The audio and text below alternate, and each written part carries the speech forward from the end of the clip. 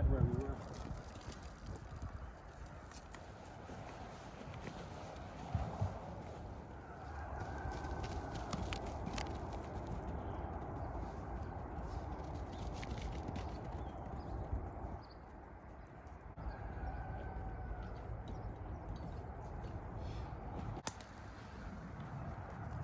Sheeps. Morning everyone, happy new year and welcome to 2025. So it was exactly a year ago today I stood here and told you about our plans, our projects and what we had on for 2024.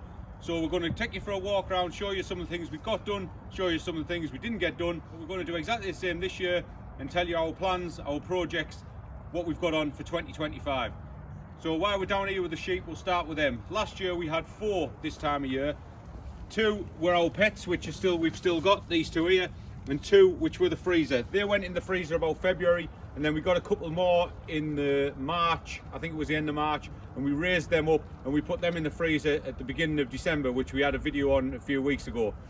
So the plan for this year with the sheep, because it worked so well last year and we didn't have to overwinter more than these 2 pets, we're going to pick up 3 or 4 orphan lambs in the spring. Hopefully we'll raise them up and then they'll go in the freezer in December, leaving only these 2 outside for over the winter.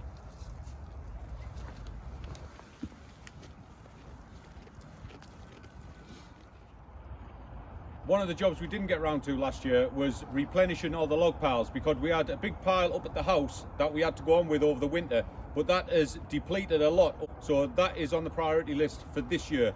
But we have still got plenty to go on with. We just need to move a few. We'll take you up the top there and show you in a minute. But we have had a lot more storm damage over the last year, which has seen a few more trees come down. So there's still all that to sort out. There's the trees over there which were coming down, which have actually come down now, so I don't need to cut them down. But I'll get onto them over there. And then the log pile that we had in the last video, I mean, that's just been sat there for the full year, so it's seasoned there, and that'll just be cut up to replenish the piles over there. So we'll just take it over to the log pile that we're using and that we're going to replace it with, and just show you what we're talking about over there. So this is the log pile up at the house, which wasn't on a project list last year, but we added it and did it. So we've just renewed that. We put a whole new slate roof on the top because we had the tiles left off the bar, so we thought we'll use them for this, and it's worked out absolutely fantastic. It was about 3/4 full when we first started on this a few months ago, when we started lighting the fire again, and now as you can see it's getting really low.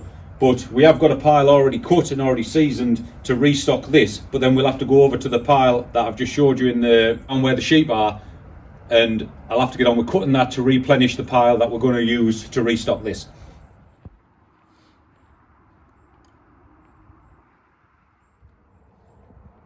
What is it?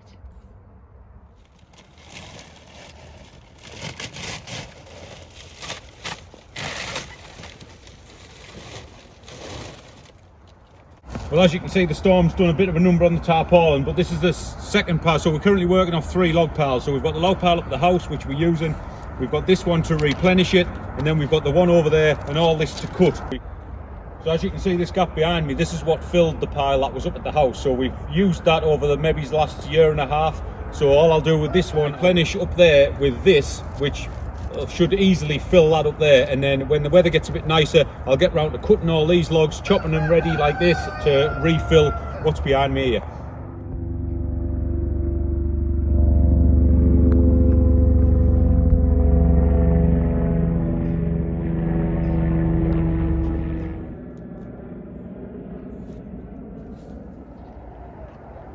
So once I've got all these cut that are ready to go, it'll be onto the trees that have blown down. So I estimated a couple of years ago that we had maybe 7 years of wood. We are burning through it a lot faster than I thought, so maybe we've got 4 or 5 years worth of wood, but who knows, I can't really estimate at that. But we've also got our eyes on, after the storms, the farmer's had a few big trees down on his land over there, and he said we're welcome to it. So we're always keeping an eye out for free wood, so might get round to collecting that this year and just storing it here so that we've got it ready to cut.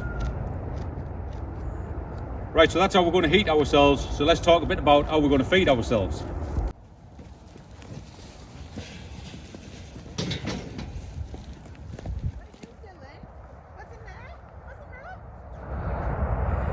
Well, now we're down at the pig area. So this is where we had our pigs last year in 2024, but we started pigs in here in 2023.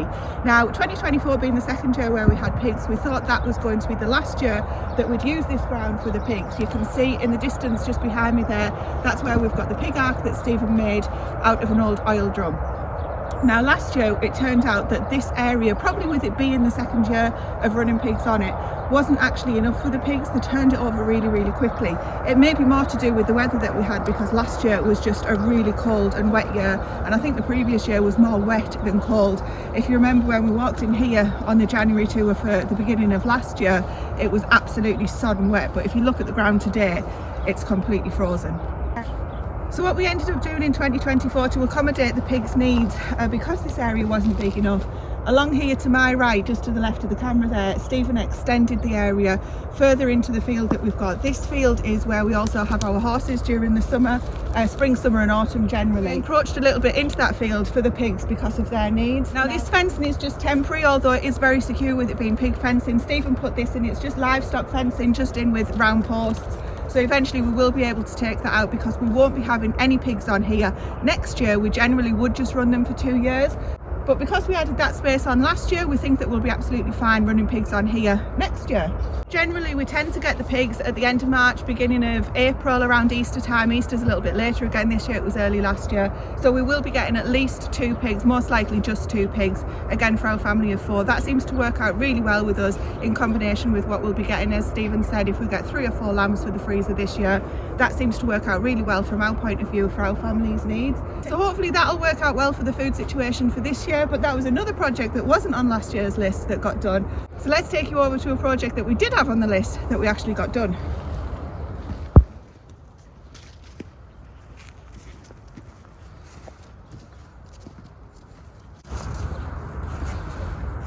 So this area looks completely different to what it did last year. This time last year I stood here and showed you all of this behind me, which was covered in ground membrane and stones and Harris fencing and everything that we had to keep it in place, because the storms just blow it away and it ends up in our neighbour's garden and all sorts.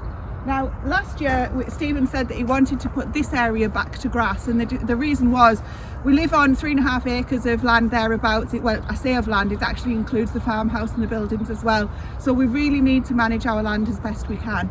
So we decided to put this back to grass, because even though we've only got 2 sheep out here at the moment, we do have animals all year round that benefit from having the grass. So you might have seen the video in the summer of last year where Stephen was running around like a madman sowing the grass. It did give us a bit of a laugh.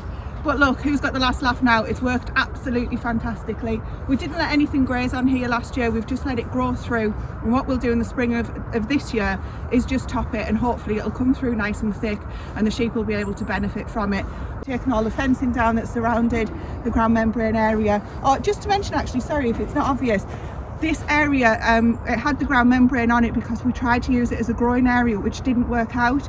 Prior to that we used it for a pig area as well, so it has served us really well over the years for different things, but now for the next few years at least it'll be used as for the grass for the animals. Now we've opened the gate, as you might have seen, to let the sheep in here, so that it doesn't matter now if they eat this grass down. It's too frosty at the moment anyway, so like you saw at the beginning of the video, we're supplementing them with hay, with it being too frosty for them to eat the grass. And we're going to take you up here and show you something else that wasn't on the list that we managed to get done last year.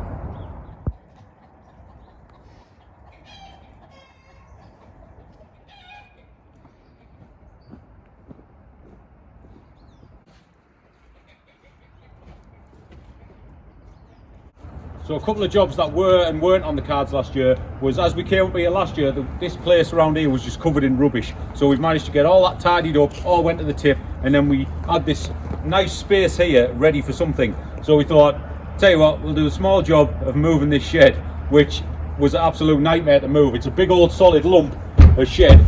So we thought it would be best utilised up here, because down there where it was all dark, it was all dingy, and over the last couple of years it has been underwater. So we thought the best thing for it was move it up here, which would be perfect for us, because we incorporated it with our chicken project that we had on. So we bred our own Welsumers and Rhode Island Reds last year, and what we did, we split the shed into 2. So we put the Rhode Island Red adults in there, and we left the Welsumers adults in the barn, and then when they were both hatched the eggs, we put them in the incubator, and when they were and then when we got the chicks, we put all the chicks in this side with some mesh going around. You can still see on the floor where they were. So we meshed all this around the outside of here, which gives the chicks plenty of space to run, and all the Welsumers had the rest of the paddock. So, like I say, it wasn't a job that was planned, but it was a job that was well worth doing. And now all for the winter, while the chickens are inside, we've just filled this half here with straw for the sheep. Obviously you can see they've been using it, and that just keeps them nice and toasty and warm in these cold winter nights that we're getting.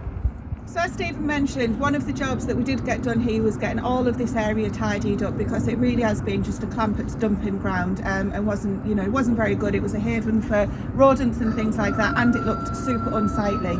But in addition to that, he wanted to put a little gate in somewhere along here. I'm actually stood on our soakaway at the moment, which is why it's a bit more of a challenging job to do, to put a gate in so that the goats could get access to the pasture. That didn't happen for a couple of reasons, but it is on the cards for this year, and we're hoping that that's going to be an option. Now, what he did manage to get done, and they've absolutely loved it, is build this area in the extended goat pen.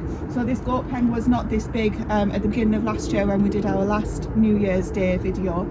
And so he's extended that with the Harris fencing, made it super secure, because obviously goats are escape artists. We have actually had this goat here escape once, and she ended up over on the perimeter behind me, which actually leads us into another job that we've got on this year, because you might be able to see in the background, although we've got a lot of this area tidied up, it is still a super area of unsightliness, dumping ground, and just things that not just from our time, from previous times, or previous people that have lived here as well. And we want to try and get something sorted there with perimeter fencing or perimeter trees, but Steve's going to take you around there and talk to you a little bit about that now. So we stood now on the outside of our property. So this is the original boundary fence that was here when we moved in. We lived with that for about 5 years. So a couple of years ago we decided that we wanted a bit more privacy and a bit more security, so we put this 6-foot fence up that goes across. It's actually 8 foot when you get a bit further down that way. So this spans quite a distance, but not around the whole property. So we're going to take you down there and show you what the problem is, why we didn't continue it all the way on. The farmer keeps sheep and cattle in this area here where we're at, and we didn't replace this fence because we didn't want the cattle rubbing themselves up against our new fence and end up knocking that down. So what we did, we just moved it in a few foot, plus it had better ground to build it on, and it's just a bit more security for us and to keep their cattle out.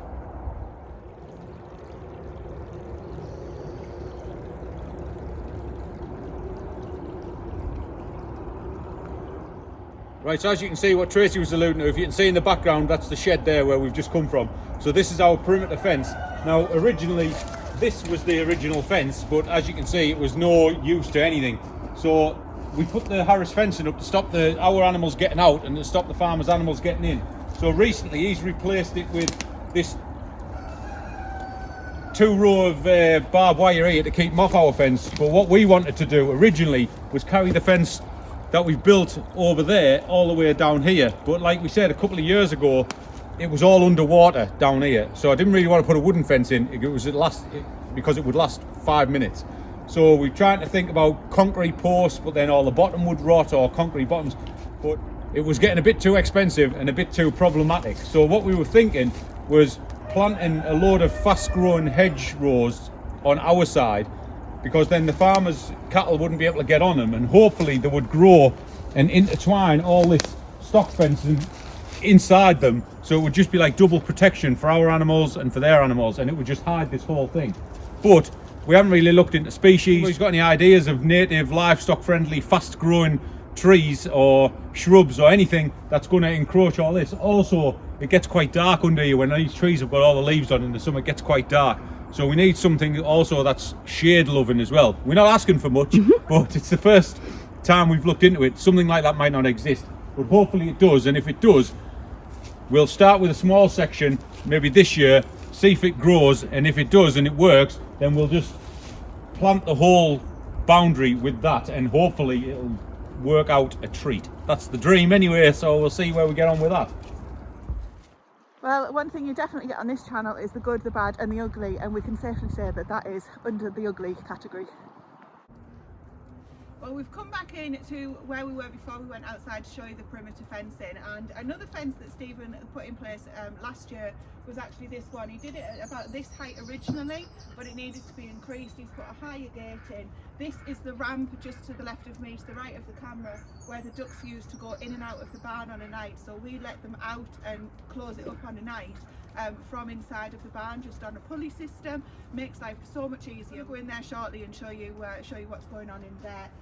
The sheep are obviously in the paddock, so this gate is making sure that they don't come through into this area here, which is actually where the ducks are. We did talk about extending the duck area as one of the projects last year, but as Stephen explained, this is the shed that I'm stood next to here that we used for the chicks, and we used the chicken wire to keep the chicks in. So the chicks basically used the area that the ducks would have used for the extension, so that didn't happen for the ducks. Now we do have some ideas for the ducks this year, so let's just head over here and talk about those. So just like in our last New Year's video, we collected the eggs and we put them in the incubator for the beginning of 2024, so that we had ducklings through 2025, both for eggs and for meat. We're going to do the same again this year, but we have decided to replace our flock.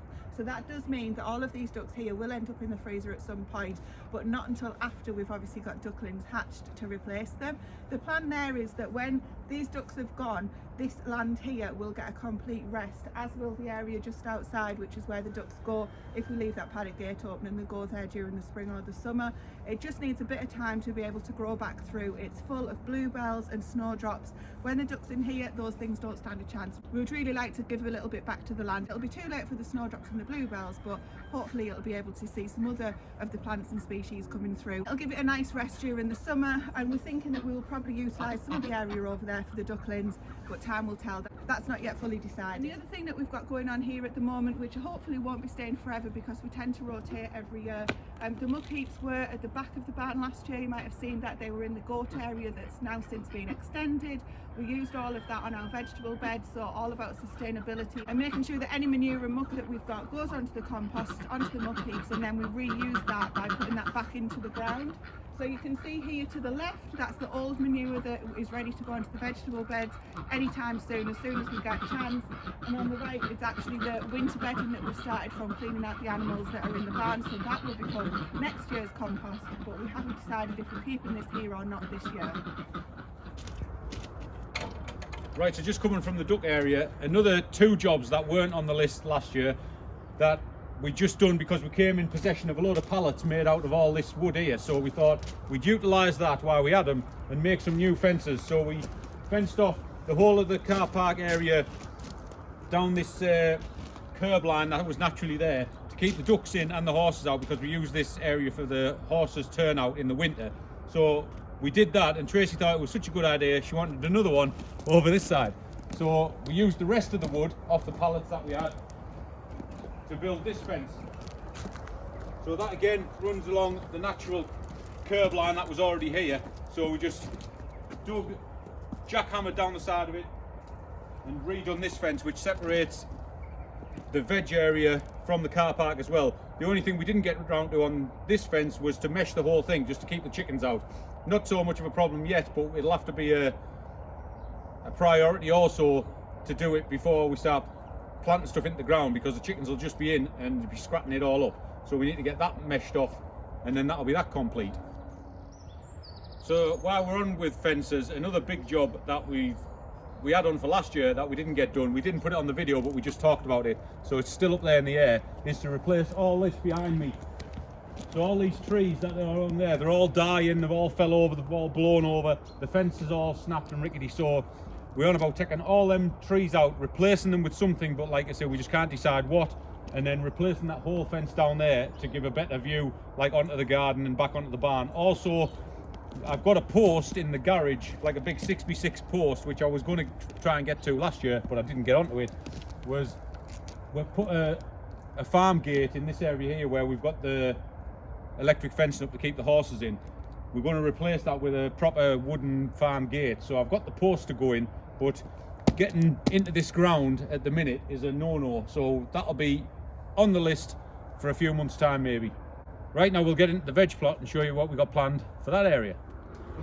So since Stephen has got that fence up and done a fantastic job of that, what it has done is actually incorporate this bit of grass that I'm stood on and these 3 trees more into the vegetable plot. Previously we kind of had them as a little bit separate, but now that they're incorporated, it does mean that we're going to do something. We're not sure what yet, whether we're going to put another couple of beds here, whether it's flowers, vegetables, we're not too sure yet, but what we are going to do is move these 3 trees. This is an apple tree, so that'll need to be moved very soon, and the 2 holly trees as well, just because obviously they're just a little bit in the way now, and then we'll have a nice area, whether it's seating, growing, we're not too sure yet, but there was a fence here originally. You might be able to see we haven't finished this off completely on the floor yet. This was the original fence line, and that's why that area was kind of separate to the vegetable plot. I couldn't have walked through it like that previously.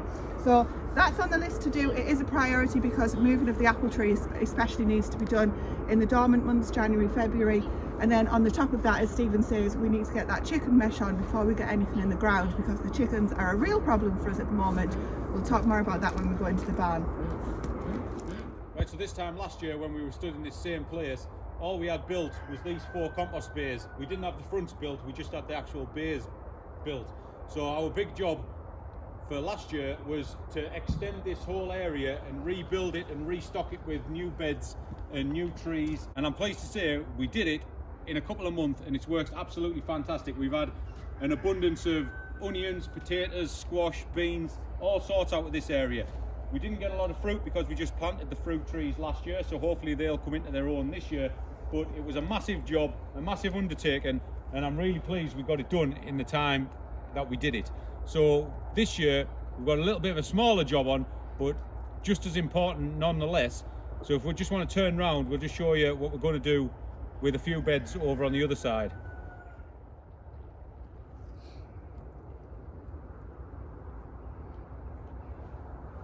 So just moving on from that area there, onto this is the old part of the veg plot when we moved in. So this hedge behind me continued all the way across the back there. So what we're going to do is take the rest of this hedge out up until Tracy's shed. So just come along here. We're going to take this hedge out up to here, and then we're going to replace these 3 beds, extend them because they're a bit rotten anyway, and we're going to replace them like we did with the other ones so that they match. So they'll come up again, these 3 will come be extended up to this trellis so that they'll all match running this way, and it'll all fit in nicely. And when we remove this hedge, it'll just open the area up a bit. You'll get better access to the shed, better access into the veg plot, and I think it'll just make the place look a lot better and easier to use and get around. So that's one smallish, biggish project on for the year. These small projects turn out to be bigger sometimes, but we'll see how we get on with it. Just for you to get your bearings, this fence here behind me is opposite to where we were stood when we were showing you the perimeter fencing. You're also going to have to excuse the cockerel during this bit. Now, this area is obviously the new bit that Stephen created last year. Where the camera is now, there was a trellis running all the way along there, and we've actually moved that trellis so that it runs down to giving us the ability to create this path. So Stephen's put a fantastic gate in so we can get into the chickens there straight from the vegetable plot. So when we're taking things out that we're not using, extra greens and things like that, we can go in and get those chickens fed. Now you may notice here we haven't got any stones down on top of this ground membrane or anything, and that's because we haven't fully decided what to do. Oh, thank you. You can see the problem here, the leaves that are on the ground membrane. If we put stones down, all of those leaves are just going to sit on top of the stones and are just going to become slippy and dangerous, especially at this time of the year. And we're not too sure that that's the best thing to do. We could use wood chip, but we find with wood chip that you get a lot of weeds with that. So that is something that we'll have on the list of things to do this year. If anyone's got any ideas on the best thing to use, then do please let us know. People have suggested wood chip in the past, but that is the concern, that the weeds will come through for that from the wood chips themselves, not through the ground membrane incidentally. Now, we've managed to use this growing area for a year now, so we know the good, the bad and the ugly with it, where the shade is, where the rain is, where it collects water, etc. So one thing that we're going to be trying to do this year is essentially just grow more and do even more with it. Something that we're not that good at, or I'm not always that good at, is making sure that we get to use everything. Now, no excuses, but Stephen and I both work full time, and sometimes it just doesn't work out that we manage to get on top of everything that we're growing. So that is a goal that we really do have this year, that as a family we're all going to chip in together and make sure that we utilise everything that we're growing to feed ourselves. But obviously it goes without saying that growing your own food is a year-long commitment anyway, even though if you don't make projects and plans for it. Just being out here every day, every week, whatever it might be, weeding, sowing, growing, building, fixing. We've got problems with moles at the moment that have never had a problem in the original veg plot with moles, but in this new bit that Stephen's put in, for whatever reason, the moles love it. So it brings with it its own challenges that are everyday problems and things to do anyway. So just growing your own food and harvesting and eating your own food is a year-long challenge on its own anyway.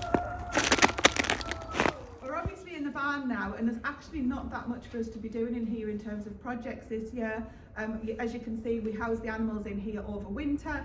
Stephen has previously shown you the pens that he created, which have been continuing to work absolutely fantastically. We've got the chicken pens and also the duck pen, and they put their own hatches in them that we can open and close from inside of the barn. We've also got at the back of the barn the goats. They get access to outside from another hatch that you've seen again, where we just open it from inside. They go in and out, and we close everything up and lock everything up safely on a night. Couple of small problems that we've got ongoing in here. Having this much stuff does create other issues, which we're going to talk about on vlogs to come. But you may notice we've also got a carpeted barn, which is not ideal in terms of cleanliness at all. All of these carpets have come from our house over time when we've been decorating and things, but they do have a really practical purpose to them. We've got a veteran horse here. She pretty much think of her as your old grandma. She is really getting on. She feels a cold, she's losing her weight, and she's a little bit dothery on her feet. So the purpose of the carpets in the barn is to stop her slipping over. Unfortunately, she has had a few falls when she's been coming in and out of the stable, and she's got a little bit nervous on the ground. So that's why we've got carpets in here for her to give her some grip. But it does mean it's harder to stay on top of the cleanliness. So I'm going to come up with another solution. I'm thinking about using a blower, like a leaf blower or something. Anyway, won't bother you with those details just now, but that's why that is looking like it is in here. No massive projects to be getting on with, just little things to keep us ticking over. But that's it from the barn, not that much to show you or to be going on with in here. Now we're going to head over and show you a project that Stephen's already been getting on with to finish the video. So I just thought I'd come and show you what I've been up to for the last couple of weeks, getting prepared for the year ahead. So this was one of the old buildings that we had, and it was all open fronted, so we cladded it a few years ago and turned it into a workshop. But I haven't been down here for quite a few months because I just couldn't get in. Over projects over time, I just kept throwing stuff in, it just got worse and worse.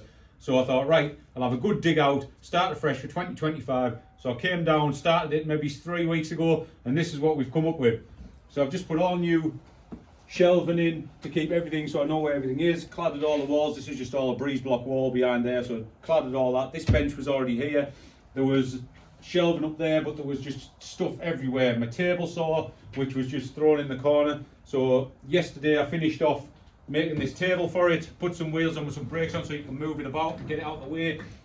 Absolutely chuffed to bits with that, and that made space for the mitre saw over there ready. Plenty of space around it, plenty of space for me to move around. All the wood that I just had, well, it was just everywhere. I've had these shelves there which all my tools were on, and I could never find anything, so I've just moved them shelves around, stacked all my wood so I know where everything is, put some new brackets up there to keep the longer bits of wood on, put a few cupboards on the walls that were over there. So now I know where everything is, I can put my hand on anything, and we're ready for the projects of 2025. Well, that's it for this video. We've got a lot of things to think about, a lot of new ideas popping through our heads when we're walking around. So we'll see what we get up to in 2025. And we've got lots of videos planned. We're going to be doing lots of canning, gardening, projects, all sorts, different vlogs and things like that. So if you're interested to see, then please do subscribe, leave us a comment, and we'll hopefully see you on the next video.